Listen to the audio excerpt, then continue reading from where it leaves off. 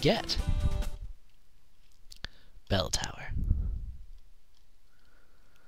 And there's Zava, a red-haired swordsman. You're the one who's made making our lives a living hell, aren't you? My name is Zava. Son of man, you must be taught your place, and I assure you, the lesson will be a long and painful one. Ah-ha-ha-ha-ha-ha! Offer yourself up to me. I will drink your blood. I will feast on your flesh. Dance for me. I will see you dance the waltz of death. Red-haired swordsman, have you come all this way simply to provide me with a few moments of entertainment? And then the real battle begins. As you'll see, firebolt magic now looks a lot different, because it hits multiple enemies now. Zava, for the first part of this battle, is mostly just going to sit this out. The real trick is that her bats, well, they're the real things you have to worry about early on in this battle. And they are a little bit bullet helly.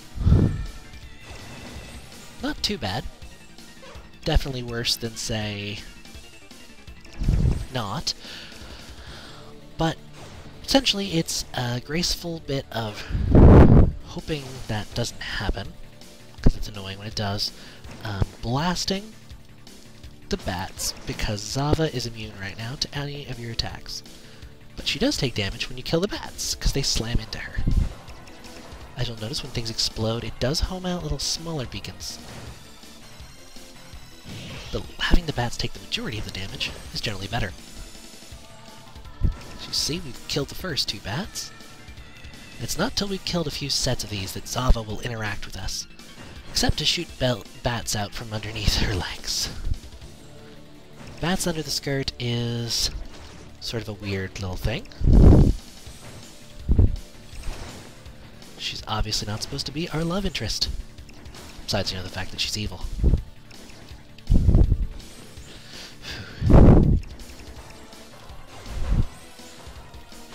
Yeah, I'm not a really huge fan of this boss battle.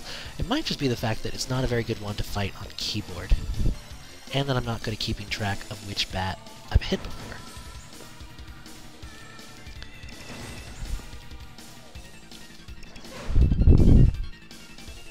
Also, there's the fact that... Gah!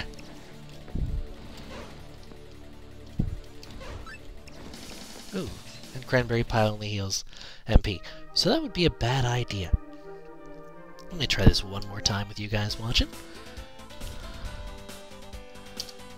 We're going to re-equip that. That ought to be a much better item to have. And... yeah, we'll keep the falcon idle. We'll just hurry through this text. Luckily, Ys is not one of those games that if you don't care about the story, or if you've read it already, forces you to suffer. Dance for me, I will see you dance the waltz of death. Hopefully this isn't too boring to watch me get massacred like this.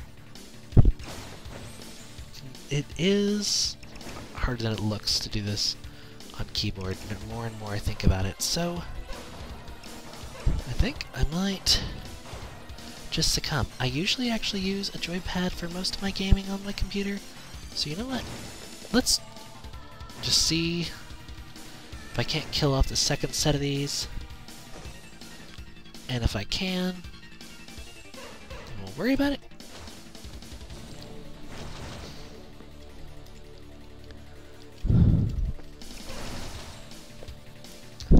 Trying to fire off a little bit of a volley when you can is good. The only thing to keep in mind is the fact that since Zava is considered a target for the homing, even when she's unhittable, and the way your MP restores only, well, your usable MP. Alright, you know what? Yeah, we're going to set this up to use a joypad. And then we're going to give her a shot again, which will be after a little bit of a cut. Gonna take a little bit of a refreshing pause. And welcome back. You'll notice we're not fighting Zava, because there's one other thing I want to show you. Remember how before we went and we used the smoked meat? Well, that means we don't have it anymore. But if we give another apple to the guy that gave it to us, well, okay, I'll give you some of my best smoked meat. and we get a new smoked meat, which is a very, very, very good restorative item, and in fact, really what I want to have with me for this fight against Zava. It's the only one of these we can magically get back. I mean, no, we can get all these magically back. We can't just get that back, we wouldn't need it. But it's a little something that's useful to know, that if you give one item to the person you've raised their influence with, you'll get that item back as long as you've used it. So with that in mind, obviously I'm going to hit that next level. I'm not really wanting to grind, but I definitely want to hit it. And it gives me good practice with playing East 2 with a gamepad, which I've never done before. But that might explain why I'm not doing as good against Zava in my runs. So you'll see me after the cut, and we'll take on Zava from there. We'll be able to actually teleport directly to the goddess's shrine, which I will show as such. And here we are, right outside of Zava's domain, and I'm ready to go. I'm actually using my PlayStation 2 controller with the analog stick, which feels a lot nicer than I thought it would. So, actually one last thing that I realized I didn't change, which will cause me a bit of a problem. Besides that I want the falcon idol equipped, or falcon idol, it'd probably be nice to actually have fire so I can actually do some damage to Zava. So now let's step on through. Same text as before. You'll notice I'm almost at the level where your HP and MP hits max, 255, which will be nice to see, just because it's nice to have maxed out stats, but hardly necessary in this game. If you're good. Those who are not quite as good will rather enjoy having higher stats than you need to have. But that's kind of how that works out. In a game like this, that's the one thing that's annoying about some RPGs. You need to be a certain level to be able to withstand the attacks. But in this game, since you're able to dodge the attacks, if you're good enough, you can actually beat the game quicker if, you know, with a lower level, if, well, you just have some skill. Obviously, knowing how to play even a menu-based RPG better will enable you to beat it a lot easier. But I think you get my point. This game has a greater degree of that. Also notice I'm doing a lot better now that I'm actually using a joypad instead of my keyboard, which does only make sense. I was just really sticking to the keyboard because that had been how I'd played this game before, but I do see how it benefits from, well, a joypad. It was originally on the PC 88. If that sounds familiar, you probably know some old Japanese games. And if you're thinking of Toho, that's the PC 98. So they weren't quite from the same place. Close, though. Ah! As you'll see, each time the bats become a little bit harder to deal with as there's more of them. Wait for them to charge their attack, and then move. It's very much like one of the bosses in Mega Man 2, the notorious Crash Bomb boss. Ah. In a way, a little bit nastier. Because there you had some nice platforms, and any game where you can jump, it's easier to dodge things than in a game where you can't. Having third dimension and all that.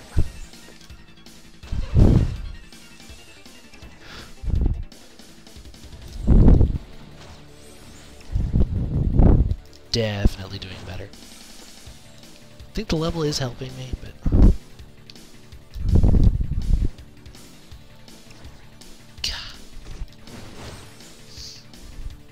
yeah, Zava is a brute.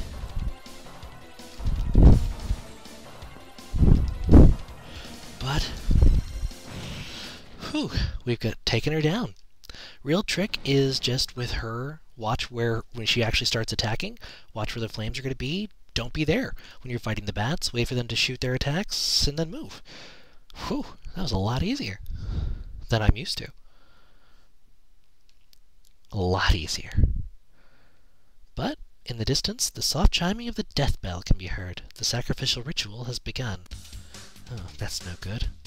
Let's actually re-equip some things the way we prefer it for our normal encounters, and...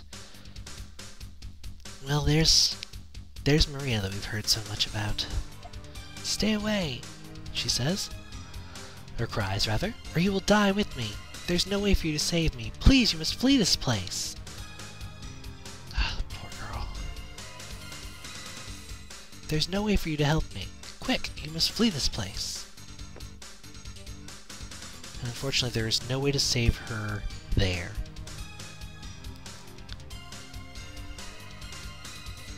But like I said, if we have anything to say about it, Maria ain't gonna die. There will be no more sacrifices while Adel Kristen is around. And the intrepid Let's Player, Corinne from Chosen One Studios. Oh, this is beautiful. The bell rings a second time. It's based on where you are too, so speed has nothing to do with this. And there's something in that chest that we just can't get to yet. That barrier will go down, though. Don't worry.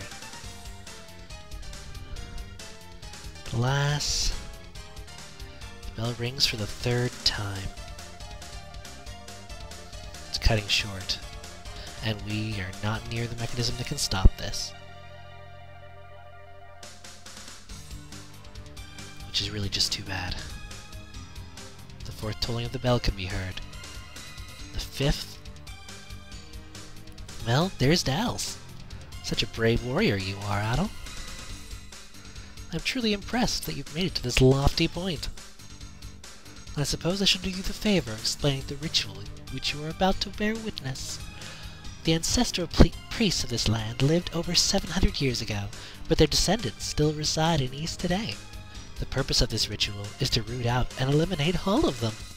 Many protested, as you can no doubt imagine, crying out for justice in their ancestors' names. In spite of that, the rituals have been most successful. Most of our sacrifices have indeed been the priest's own flesh and blood. In any event, I am to eliminate any creature who should pose a threat, however minuscule, to the supreme rule of demons. Well then, that's enough idle talk. The bell has sounded 4 times, and this last shall be the sweetest. The death bell tolls mercilessly for the 5th and final time. And everything goes red, and flashes, and then goes back to normal. Now, think just well on just how powerless you truly are. Dals really enjoys knowing that we're powerless. He thrives on it. And I'll talk more about that as we play more of Ys. It's actually rather important. But we're not going to let this go. Obviously, we can't. He's killing the descendants of the priests. Of course, there is one descendant that, well, okay, so they've already killed Sarah. But Java's still alive. And Luta is still alive. Luta Gemma. So, and Goban. And we have the Dreaming Stone Idol, it was obtained. And that is very, very useful. You'll see from looking here, a bust in the form of a holy woman from ancient times provides healing. That's interesting, isn't it? Well, we're going to want to go and show Fina and Rhea this, as they'll be quite happy to see it. You'll just have to trust me on that.